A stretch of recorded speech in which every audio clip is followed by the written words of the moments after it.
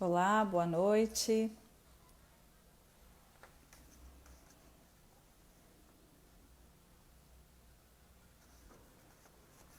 Boa noite, pessoal. Boa noite. Doutor Arthur já entrou aqui. Boa noite, boa noite. Já vou convidá-lo para entrar com a gente. Vamos chegando, pessoal. Vou pedir um favor para vocês, para que essa live chegue muito mais pessoas, né? Que é um assunto muito interessante, que eu acho que interessa a todos. Eu vou pedir para vocês irem nesse aviãozinho aqui e indicar para os seus amigos, tá bom? No Instagram. Aí vai aumentar a nossa audiência, vai ser bem bacana. E o Dr. Arthur é excelente.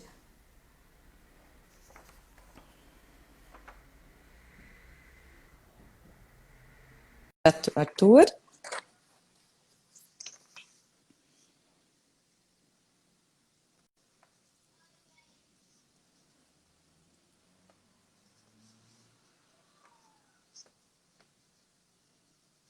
Olá, boa noite a todos. Doutor Arthur está entrando aqui, está conectando.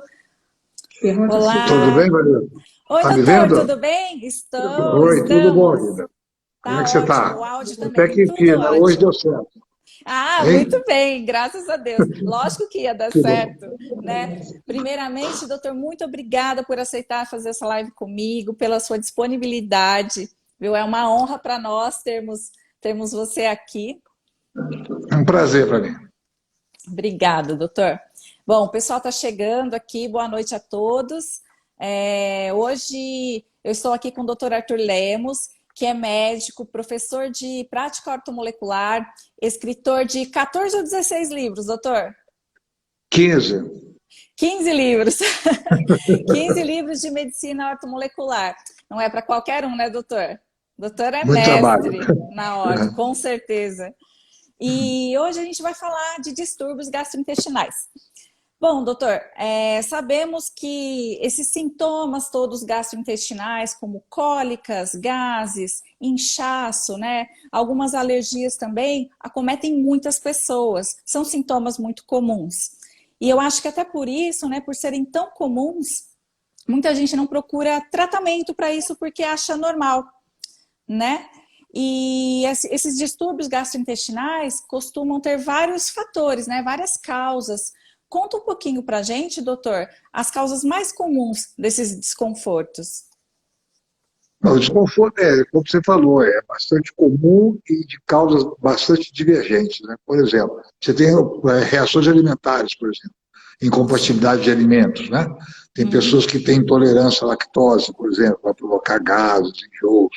Tem pessoas que têm intolerância ao glúten, né? Que isso é Sim, bastante comum, né? A doença celíaca bastante. é mais rara, né? Que é aquela Sim, doença ligada à imunidade em relação ao glúten, uma reação anticorpo, né? Mas a intolerância ao isso. glúten é bastante comum. Então, normalmente, essas queixas, quando se afastando parasitose, você sempre tem que pensar em abebíase, parasitose, mas excluindo isso, a maioria dessas queixas estão ligadas à alimentação, a uma intolerância alimentar ou uma deficiência das enzimas que nos ajudam a digerir os alimentos. Então, a Sim. gente sabe que Uhum. o estômago produz óxido clorídrico, o pâncreas produz várias enzimas que quebram as proteínas, e às vezes uma deficiência desse tipo faz com que a pessoa, como o alimento ele é mal digerido, então ele fica muito tempo durante o trabalho intestinal, ele fica ali, não consegue ser digerido, aí provoca gases, vem cólicas, etc. Sim, Então é bastante comum. e com essa alimentação, né, cada dia mais industrializada que a gente tem, né, onde o glúten está presente em tudo, né, praticamente. Ele sempre é um aditivo, né, nos alimentos. Então, eu acho que cada vez mais as pessoas vão desenvolvendo essa intolerância, né, doutor? Sim, sim, como você falou, né? É muito alimento industrializado, muita química nos alimentos, muito alimento processado, né? Aham. E isso já traz uma dificuldade a mais para o corpo. Nós temos dificuldade em ingerir, né? A digestão nunca é um processo passivo, ele é muito ativo, um gasto de energia enorme, né? E aí quando você ainda ingere essas coisas ainda muito industrializadas, né? Então é mais um fator que pode agravar. Mas como você falou, o glúten, ele é muito importante aí, né? Que a Sim, intolerância ao glúten, muitos imunologistas dizem que não existe, mas os trabalhos recentes mostram que a intolerância ao glúten existe. Porque sim. você só faz uma conta própria. Paciente, por exemplo, que tem enxaquecas, ou tem doenças de pele, ou tem dores articulares, você pede para tirar o glúten, uma grande parte desses sintomas aparecem. Sim, Aí a gente melhora chama de intolerância demais, ao né? glúten. É que muitas pessoas não É, associam, né? E alguns médicos também não associam a questão do pior que glúten com, muitos médicos associam. então, com a dor de cabeça, por exemplo, com a enxaqueca, né? Com as dermatites, né? E não acabam não associando, inclusive o leite, né, doutor? Isso. Então, quer dizer, normalmente esse paciente é um poliqueixoso, né? Ele Uhum, chega para você com queixas assim de sistemas completamente diferentes. Ele vem com dor de cabeça, dor no músculo, dor nas articulações e uma alergia. Né? Então uhum, são quatro, aparentemente seriam quatro doenças, mas não, sim, às vezes é uma só. É uma uhum, disfunção intestinal provocada às vezes por alimento ou não, que está levando a tudo isso. Então, o ideal é centrar esse tratamento no intestino. Né? sim.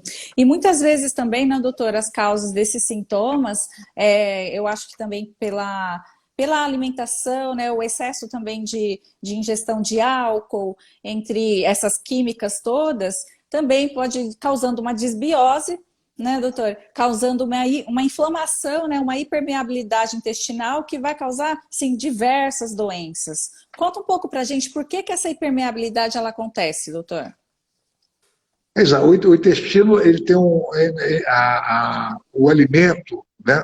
A água, os minerais, eles penetram em duas partes, ou através da célula intestinal, né? Através da célula intestinal, ou entre as células intestinais, entre uma e outra. Aham.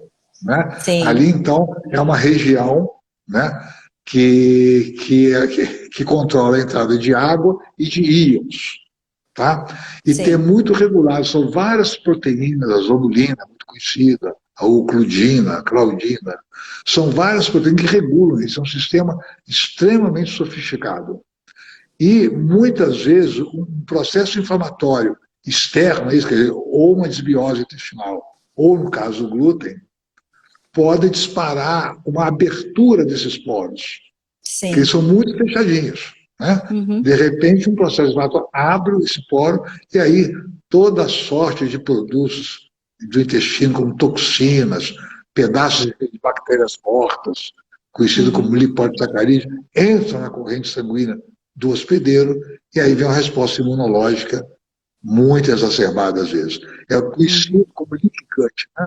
Ou intestino Sim. superpermeável. Né? E Aham. isso é uma coisa séria, porque hoje em dia a base das doenças autoimunes estão ligadas a esse processo. Está consagrado isso. Né? Inclusive, Sim, com certeza. o grande autor desse estudo, que é o Alessio Fasano, né? Que é um Uhum. italiano que mora nos Estados Unidos, acho que é na Universidade de Colômbia, se estou enganado, esse cara para mim vai ser um prêmio Nobel um dia. Porque todo esse conhecimento, né, ele que descobriu a zonulina, né, já tem 20 Uhum. anos, foi no ano 2000, ele desenvolveu todo um processo hoje biológico, químico, explicando esse Uhum. conceito antigo do leaky gut. Sim, Hoje você tem exatamente. uma E base assim, científica.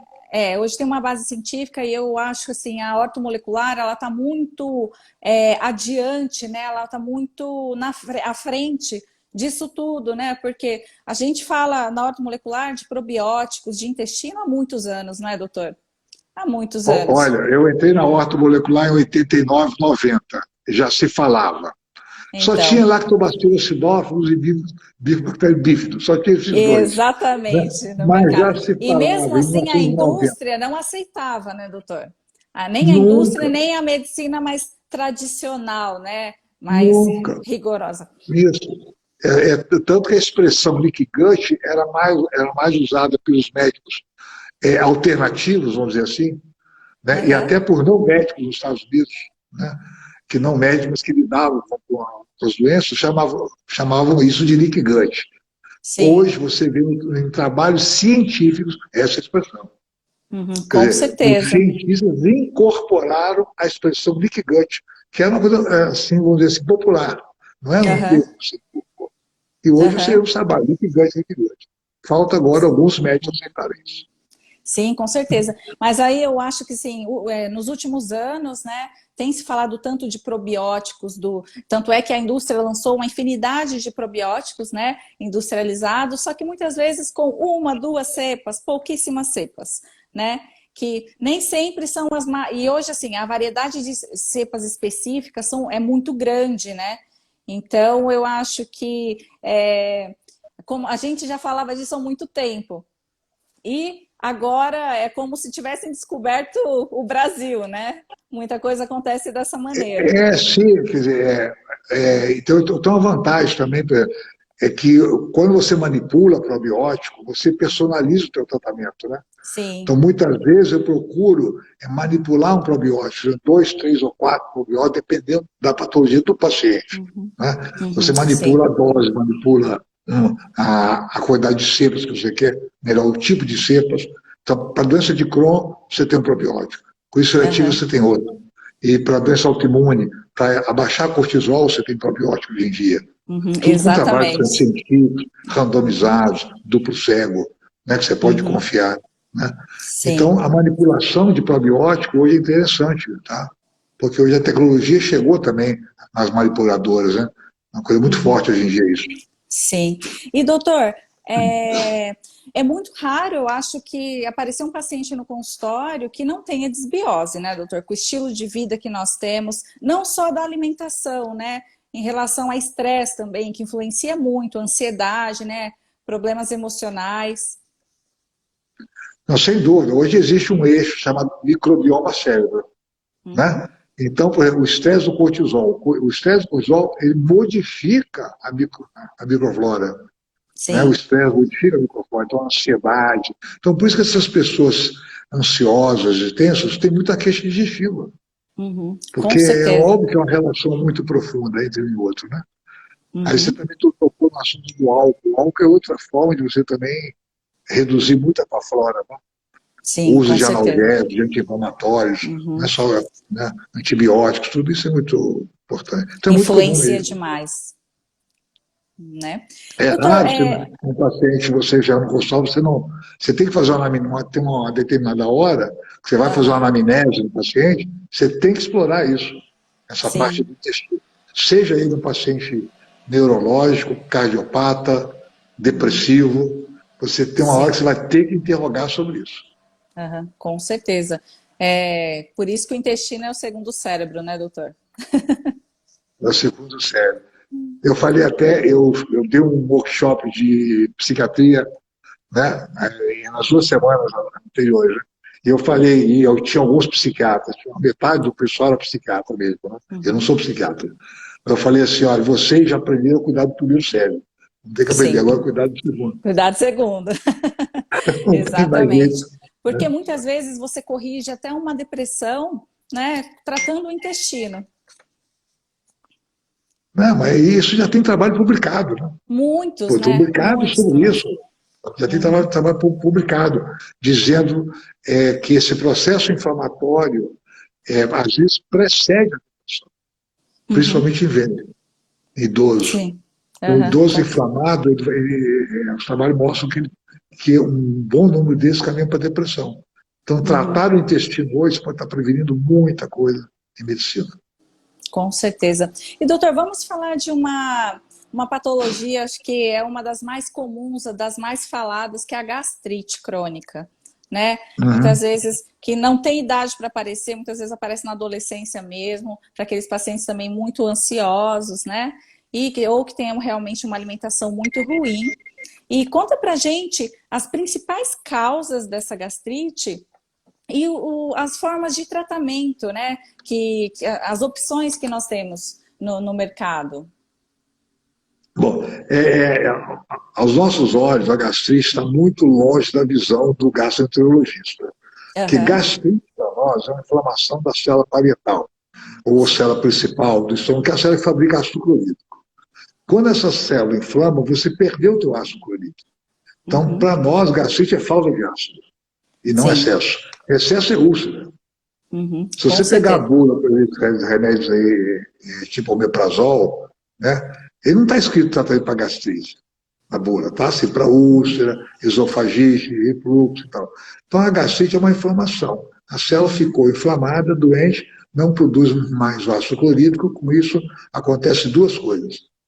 Há uma perda da motilidade do estômago, e Sim. fica com catatonia, e o pylori, aquela válvulazinha que combina, que faz a ligação estômago-duodeno, não se abre direito. Ela tem Uhum. dificuldade de abrir. Por quê? Porque o pH do estômago começa a subir.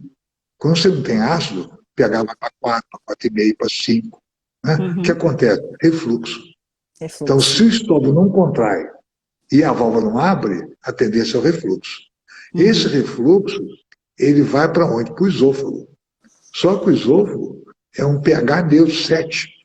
Então, aquele pH do estômago, mesmo alto, ainda é ácido. É 5, o É esôfago não ácido. aguenta aquilo. O que acontece? Vem a dor. Aham. Né? Sim, Aí o e paciente muitas vai ter vezes vai formando lesões, né, até mais graves, não é, doutor? Como o esôfago de Barrett. de Barrett, que é uma metaplasia, né? E Sim, é um sim. pré-câncer, né? É um E pode pré-câncer. caminhar para um câncer amanhã. Então, Uhum. hoje em dia, o tratamento para gastrite é você fazer com que haja um retorno na produção de ácido. Aí a glutamina, a vitamina A, né? Uhum. A betaína, cloridrato. Então, você tem hoje uma série de compostos. Você faz uma fórmula com glutamina, metionina, vitamina a betaína, cloridrato, que vai ajudar, então, a desinflamar e fazer um novo epitélio gástrico. Uhum. Tá? E aí você vai Certo. ter, então, com o tempo, você vai poder voltar a um pH normal do estômago e aliviar aquelas crises todas.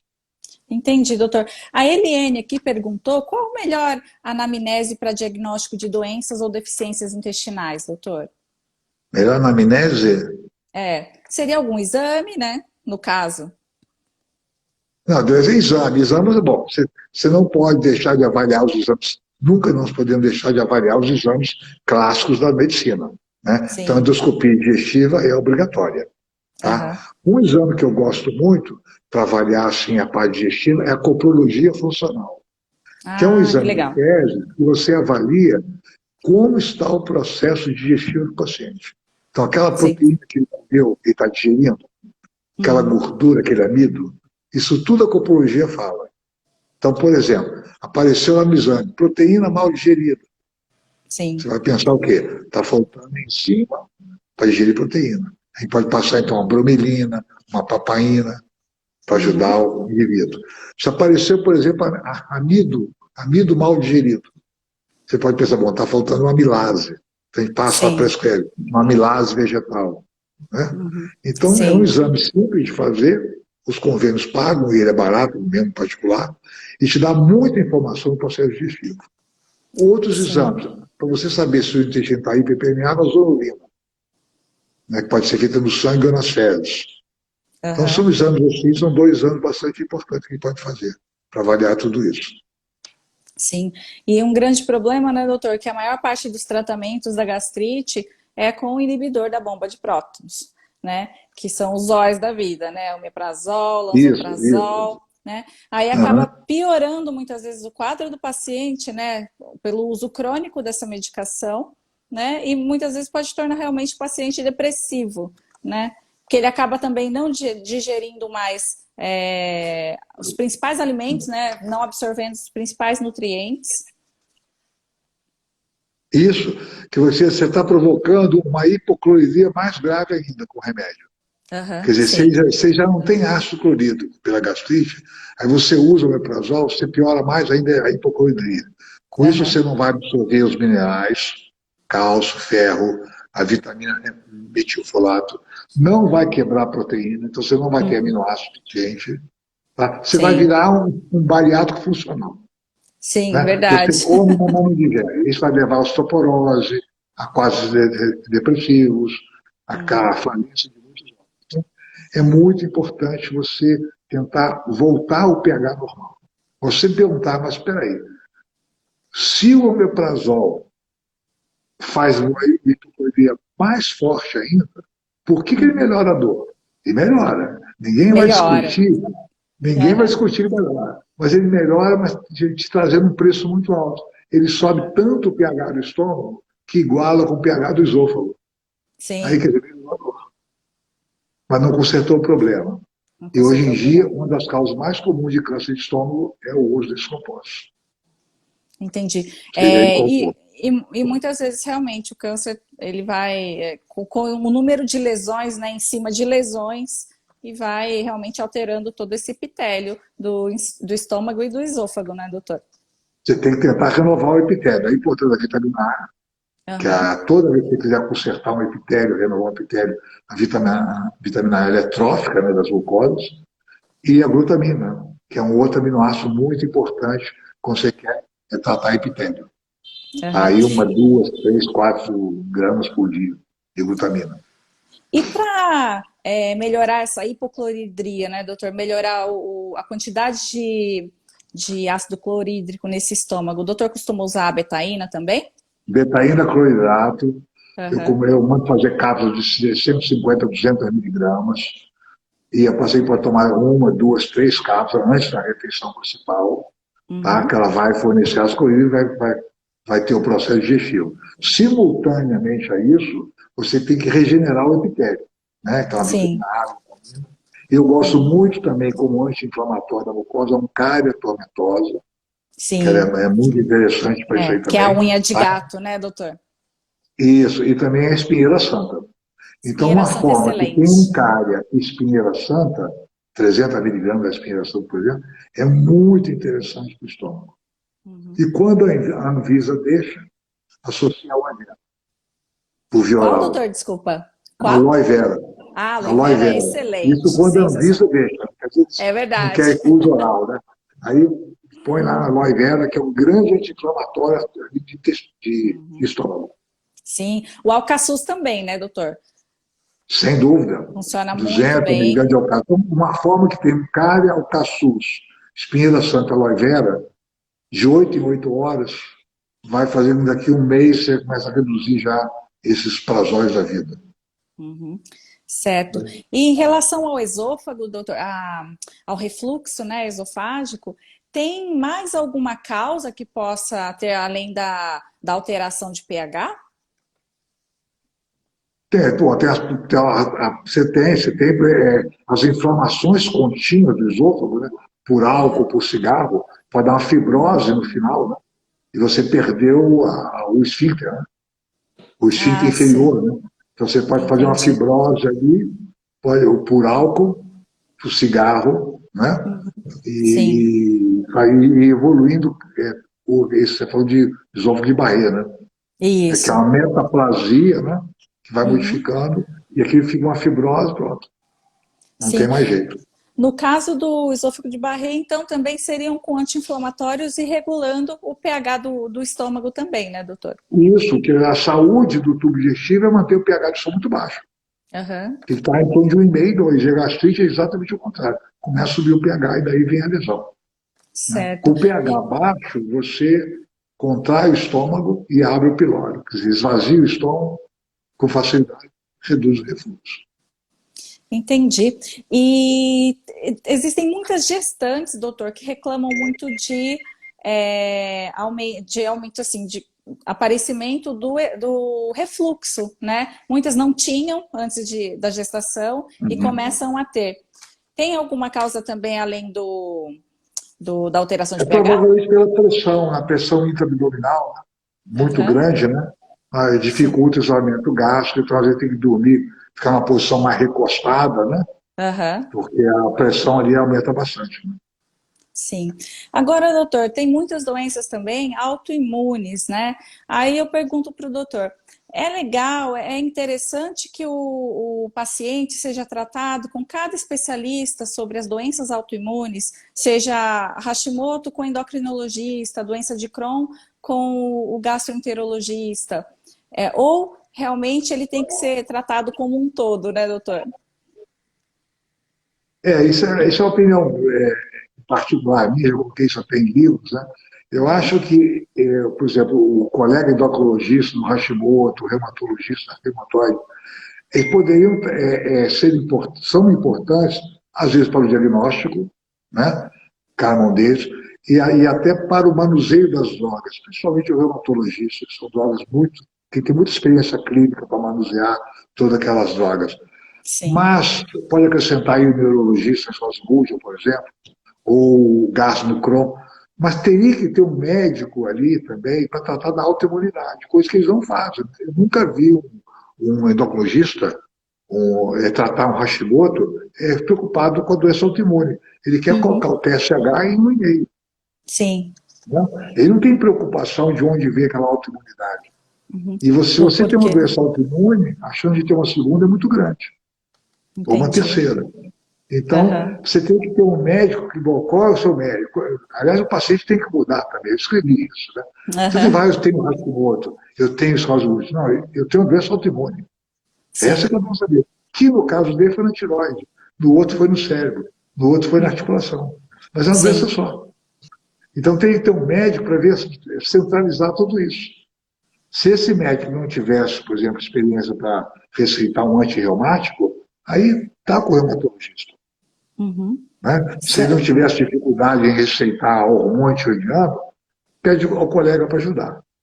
Mas eu acho que tem que ser assim, que é a visão que eu tenho. Certo, doutor. Só voltando, doutor, na questão do refluxo, o Rafael perguntou aqui se no caso do refluxo é necessário mesmo fazer uma cirurgia, a cirurgia resolve em alguns casos? Resolve em raríssimos casos. Se for por ar de hiato, não é recomendável. Não é recomendável? Não é recomendável. Só hernias extremamente grandes que pode estar provocando dificuldades em outros órgãos, tá? Mas normalmente não é recomendável a cirurgia de pouco resultado clínico, né, satisfatório. Né? Sim. E ainda mais com essas drogas, com o uso de omeprazol e tudo, que realmente é o melhor tira o sintoma. Para o paciente que ele quer o resultado imediato. Né? Se ele está sem refluxo, sem dor, ele está satisfeito. Né? Mas nós sabemos que isso pode ser um problema no futuro. Sim. A cirurgia E não é porque a gente não tem um sintoma que a gente não está doente, né, doutor? Eu não sei o que o Rafael, você perguntou um problema próprio, mas uma das coisas que mais aumenta o refluxo é a caseína do leite. Não é a lactose. Sim, a lactose dá gás, mas quando você tira o leite, qualquer produto com leite de vaca, é rico em caseína. E a caseína, ela reduz a motilidade do estômago. Sim. Então, se for, ele, não sei se é para ele ou para o paciente dele, experimenta tirar a caseína. Eu acho que é por causa dele mesmo, isso. Então, Aí ele Rafael, perguntou sobre os probióticos. Leite nem pensar, né, doutor? Eu acho que retirar o leite faz bem para tudo, né, doutor? O leite é para criança, né? O único animal que continua tomando leite quando adulto é o homem, né? E a mulher, né? É verdade. É o único, porque o leite tem outras coisas importantes que podem... Agora, é cultural, é gostoso, mas não há uma necessidade, né? Não. De você tomar leite para viver. Não tem a menor necessidade. E existe aquela falsa ideia, né? Eu acho que é até cultural também, de que, vou tomar leite porque eu preciso repor cálcio. É o cálcio menos absorvido que existe, né, doutor? É verdade, é verdade. E depois o leite, ele tem uma relação muito ruim cálcio-magnésio. É muito cálcio para pouco magnésio. Então, quando você toma cálcio do leite, você está roubando teu magnésio, que está ali para fazer muita coisa. A relação é muito pobre, né? Sim. Então, folha verde escura é rica em cálcio. Então, se a alimentação com muita folha verde escura, você vai bem. Né? Então, só come capinha, toma dela. Sem leite, sem manteiga, sem queijo, gente, nenhum derivado. O leite... Agora, quem tem intolerância à lactose, por exemplo, hoje você é fácil, você tem produtos já sem lactose. Mas o problema em relação ao refluxo é a caseína. Caseína, sim. Caseína, que é a outra proteína do leite. Né? E voltando às doenças autoimunes, doutor, qual a causa de uma doença autoimune? Como funciona? Naquele ponto nós falamos. A causa básica é aquela estrutura do intestino que eu falei, né? Aquele poro, né? Que é onde transitam a água e os íons. Quando aquele poro se alarga, vão entrar o quê? Proteínas, Proteínas. né? Que não deveriam nunca entrar. E proteína é altamente antigênica, né? A proteína, nós vamos usar uma proteína estranha, né? E quando nós ingerimos proteína, elas são estranhas. Sim. Porque a proteína do boi é do boi. A proteína do coelho é do coelho. Né? Quando essa proteína passa no estômago, nós quebramos essa proteína em aminoácidos. O corpo vai absorver os aminoácidos, não vai absorver a proteína. Sim. Se você tem um intestino inflamável, aquele poro grandão, uma proteína que não deveria entrar, porque ela é muito grande, ela acaba entrando. E aí vai ter uma reação no corpo com aquela proteína estranha. Essa é a base da doença autoimune. Então, um paciente com Hashimoto, cirrose múltipla, tem que tratar esse leaky gut, né? Esse intestino hiperpermeável, com certeza. Sim. A Jéssica perguntou como se desenvolve a doença de Crohn, o doutor acabou de explicar, né? Que realmente é pela hipermeabilidade intestinal, né, doutor? Isso, é claro que toda doença pode ter um componente genético, né? Por isso que um tem Crohn, outro tem Hashimoto, outro tal. Mas esse perfil genético é cada vez menos importante, felizmente.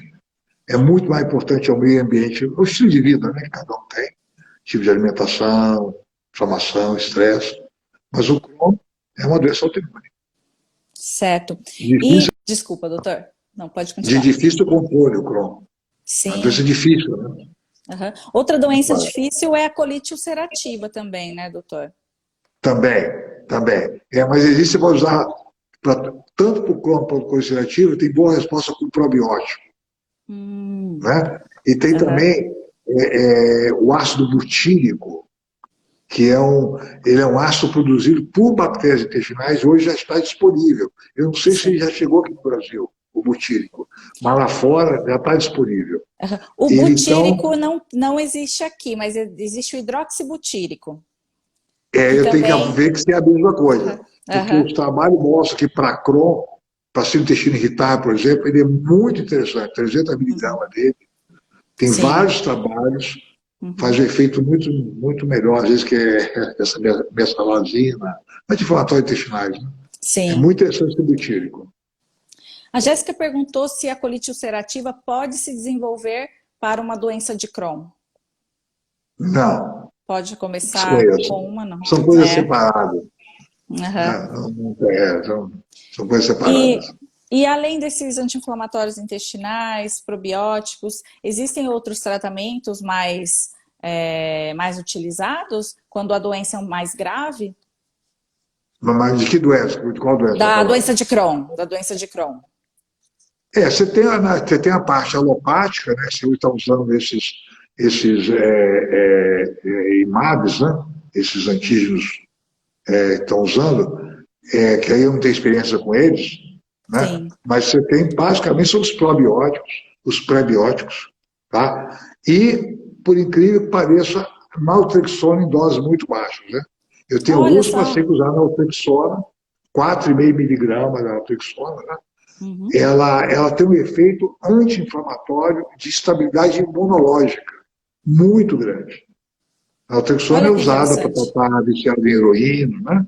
É o que tem alguns alcoólatras. Mas a dose é de 50, 100 miligramas por dia. Sim. Na dose de 4,5 miligramas, ela estabiliza a imunidade da pessoa. Então, pode ser usada no Hashimoto, na artrite reumatoide, no Crohn. É uma grande substância barata, R$50 por mês de tratamento, e com grande efeito. Grande efeito. Olha, essa função da naltrexona eu não conhecia. Hoje, isso, assim... eu devo ter pelo menos mais de 300, 400 pacientes com doença autoimune, psoríase, Hashimoto, reumatoide, cirrose múltipla, Crohn, que a grande maioria, vamos dizer assim, 75%, 80% deles se beneficiaram muito com a naltrexona nessas doses muito baixas. Certo. E aqui a Cris perguntou também sobre doença diverticular, que são as diverticulites, doutor. Isso aí não tem remédio, né? Ou se ela pode, o cuidado você tem que ter, quer dizer, o que você pode evitar, prevenir isso? É ter um ritmo intestinal adequado, uma dieta muito rica em fibra, o que é um grande defeito do brasileiro, é uma qualidade que a gente tinha, né? Dieta rica em fibra, né? Hoje a nossa dieta, arroz, feijão, batata frita e bife, né? É uma tragédia, tem de fibra. Então as pessoas estão ficando constipadas, né? E isso facilita o aparecimento dessas diverticuloses, né? Que pode amanhã virar diverticulite, às vezes cirurgia de emergência, às vezes. Né? É coisa grave, às vezes. Né? Então, Sim, para evitar a diverticulose, o que é? O ritmo intestinal adequado, uma dieta rica em fibra. Se você não come muita fibra, manda fazer cápsulas de fibra. sim, Você muito mais faz 10, fácil, né? 10 graminhas por dia de fibra, vai te dar um Aham, ritmo legal, vai prevenir câncer, né? Também de intestino, que é sim. o segundo câncer no Brasil, o segundo ou terceiro. Né? É um Ah, é, câncer muito doutor? comum. Perde para mama, Hum, acho que é mama, pulmão e depois é o intestino. intestino. É E, extremamente comum. comum. E a Jéssica também perguntou, doutor, sobre a doença de Crohn, né, doença autoimune, se realmente não tem cura e vai ter que tomar medicamento para a vida inteira, né? Aos olhos da medicina de hoje não tem cura. Aham. Não, Ela falou que como ela não tem cura o usa. Hashimoto, não tem Aham, cura reumatóide, não tem cura esclerose múltipla, a medicina cura muito pouco, né? A medicina aham. cura doença infecciosa, É menos o verdade. Covid por enquanto. Aí você dá um antibiótico, acabou. Você tive uma pneumonia, eu tive uma Uhum, amidalite. sim. Agora, essa doença crônica, você fala, eu tenho. Ela é Uhum, controlada, mas sim, você não cura. não cura. Infelizmente, ainda não há. Certo. E, doutor, estão perguntando aqui, não temos só profissionais aqui, tá, doutor? Então tem bastante pacientes aqui, clientes também. Qual a diferença entre pré e probióticos? Estão perguntando aqui. O probiótico é a bactéria viva que você fornece. Por exemplo, você pega, faz uma quantidade X de lactobacilo, né, Uhum, uma quantidade de bifbactérias, são as bactérias. Ser vivo é um ser vivo em pó que você engole, né, e ele vai fazer algum benefício para você. Né? Então, ele uhum, vai ajudar a desinflamar o intestino, ele vai combater uma outra bactéria qualquer. Pré-biótico é a comida do probiótico. Então, quando você fala, vou ingerir 5 gramas de inulina por dia. O que é inulina? É um amido, né, que é uma fibra, vamos dizer assim, para simplificar. É uma fibra que vai servir de alimentação para o seu probiótico que sim. você ingeriu. E para a sua bactéria que você tem, né? Então, a nossa bactéria, o que elas usam para ficarem vivas? A nossa comida. Então, você comer um pedacinho de pão de carne, a bactéria vai lá e pega um pouquinho para ela. Né? Quando você Sim. tem uma pobreza de bactéria no intestino, a desbiose, você tem que dar alimento para ela. Esse alimento é fornecido à base de fibra. Inulina, fucoidan, tem muitas no mercado e são muito boas. Né? Então, Sim, esse é com o certeza. probiótico. Aham. E realmente vai Então, depender muito o tipo de bactéria que você tem no seu organismo, vai depender muito da sua alimentação, né? Porque se você tiver uma dieta muito pobre, então você vai fazer com que aquelas bactérias benéficas morram também, né, doutor? você falou tudo. Né? Você tem que ter uma dieta boa para a tua bactéria. A tua bactéria faz parte de você. Né? Essa bactéria boa, amiga, o nome dela é amiga, ela faz parte de você. Você tem que Sim. alimentá-la também. Alimentar das coisas que ela gosta. Ela não gosta de gordura Sim. saturada, ela Uhum. gosta de fibra. Então você tem que comer casca de fruta, você tem que comer a tua alface, berbere, espinafre, né? Para você Uhum. ter esse material que vai, em parte, ser usado para a bactéria, para se reproduzir, né? Sim. E ela reproduzindo, e ela saudável, ela vai produzir alguns alimentos para a gente. Um deles é o ácido butírico. Sim. Né? O Então, Dionísio ela falou vai aqui também produzir do Foz, né, que é uma o opção fruto também. sacarídeo, também é outro Aham. tipo de fibra, né? Tem o Uhum. galacto-sacarídeo, né? Sim. Bois, tem muitos, Aham. né? Tem a massa Sim. da banana verde, né? Uhum. Tudo isso é fibra muito boa. Né? Sim. O Humberto perguntou aqui, doutor, se a melatonina pode ajudar no refluxo? Pode. A melatonina, ela reduz o peristaltismo, Uhum. tá? Por exemplo, algumas crianças com cólica infantil podem se beneficiar, e Sim. ela fecha o esfíncter esofágico inferior. Então, ela reduz o Entendi. refluxo. Olha que bacana. Certo. 5, E 10 miligramas de oral, ela pode ajudar a reduzir o refluxo. certo. E doutor, é interessante usar algumas fórmulas básicas, né, de nutrientes para tratar doenças específicas? Ah, sempre, né? Sempre. Essa é a grande vantagem da ortomolecular, porque ela sempre está preocupada com a causa desses problemas, né? Geralmente, eles são por oxidação e inflamação. Sim. Então, você tem fórmula com antioxidante, tem vitamina C, tem beta-caroteno, tem selênio, tem zinco. É toda aquela substância que o corpo utiliza, né? Então, a gente Uhum. fornece aquilo em forma de cápsulas, né? Então, um pouco de cada coisinha para o corpo usar aquilo como uma forma de se fortalecer. Então, a importância das fórmulas é essa, que você individualiza, faz aquilo que o paciente precisa. É uma forma de Sim. você fazer uma nutrição forçada, Uhum. porque a dieta hoje é muito pobre em selênio, em magnésio. Sim, por Então, mais que e a muita, pessoa coma bem, né, doutor? É, é, a procedência daquele alimento também envolve muita coisa, né?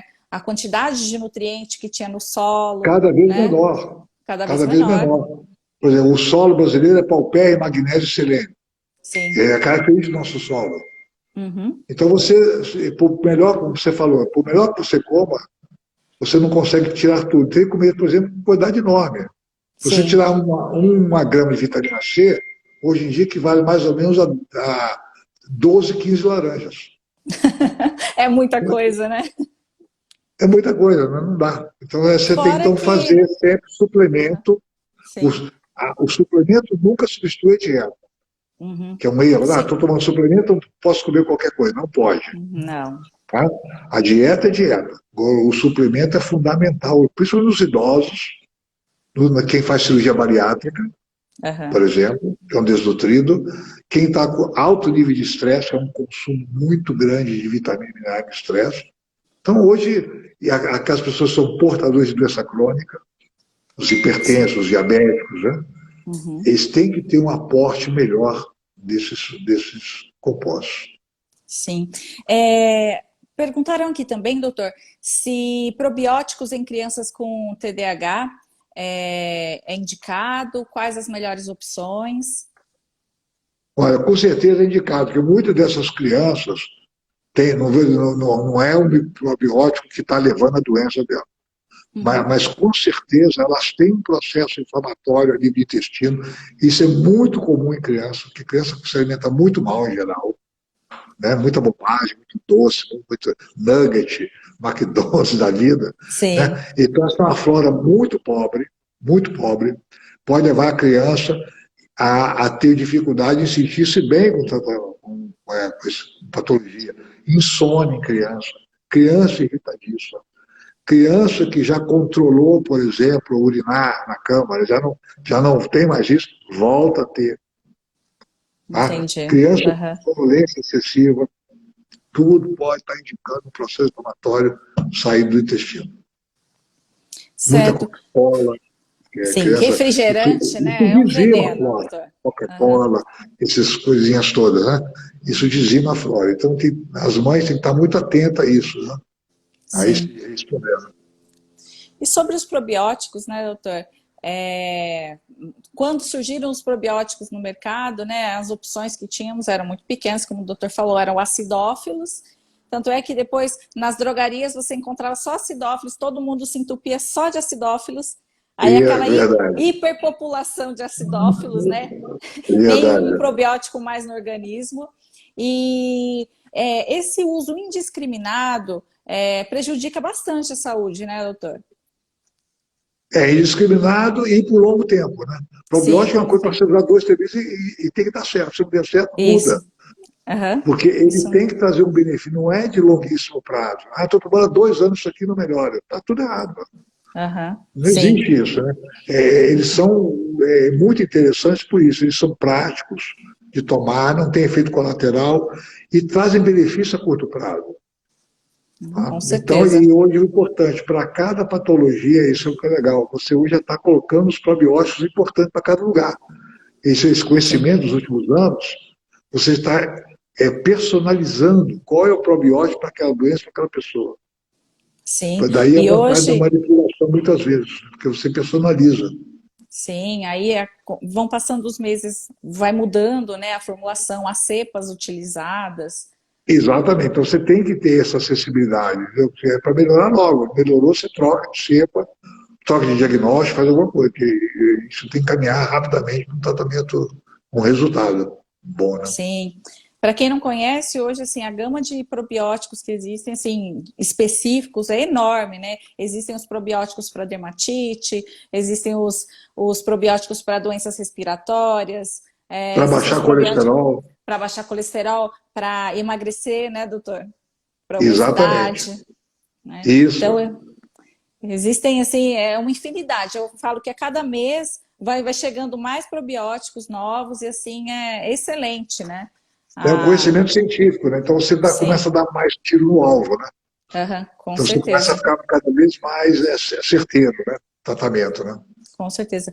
Por isso, pessoal, não procurem um probiótico aleatoriamente, sem conhecer, é sempre indicado por um profissional, porque ele vai saber o que é melhor para você, né? Para sua patologia ou para sua queixa, de repente você não tem uma patologia lá instalada, mas você pode prevenir alguma coisa também, você tem algum desconforto apenas, e um probiótico pode resolver esse problema, só que tem que ser aquele específico para você, né? Isso mesmo. E, doutor, quando o gatilho, né, de uma doença sistêmica, ela tem a origem no tubo digestivo, quais nutrientes o doutor costuma Não, pera, utilizar, assim? não ouvi o início da pergunta. Não, quando o gatilho de uma doença sistêmica, ele se inicia ali no tubo digestivo, quais os nutrientes que o doutor coloca ali como indispensáveis para esse paciente? Olha, para o leaky gut, né? Para o leaky gut, nós temos um processo que eu chamo de 4 R's, Aham, né? Você vai o primeiro R é remoção. Então você vai tirar a dieta inadequada e uhum, vai você vai matar, se tiver ameba, parasita, usar os remédios antiparasitários. É o primeiro R, remover. O segundo R é recuperar a mucosa, tá? sim, De recuperação, que é a glutamina e a metionina, esses 2 aminoácidos, junto com a vitamina A, né? É fundamental para voltar a produzir nova mucosa, para que a sim, célula esteja vivida. Tá? O terceiro R é reinoculação. Reinoculação de quê? De probióticos. probióticos. Tá? Então você vai dar Uhum, os probióticos, né, junto com os prebióticos. Tá?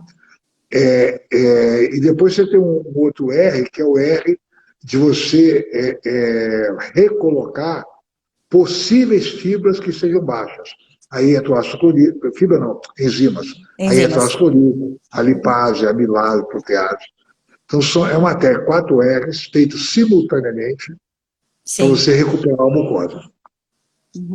E em relação até às enzimas, né, doutor, tem muitos pacientes que relatam, pacientes constipados que relatam melhora na frequência, né, intestinal, apenas com as enzimas, muitas vezes não só com o probiótico, que a enzima faz toda a diferença nessa questão.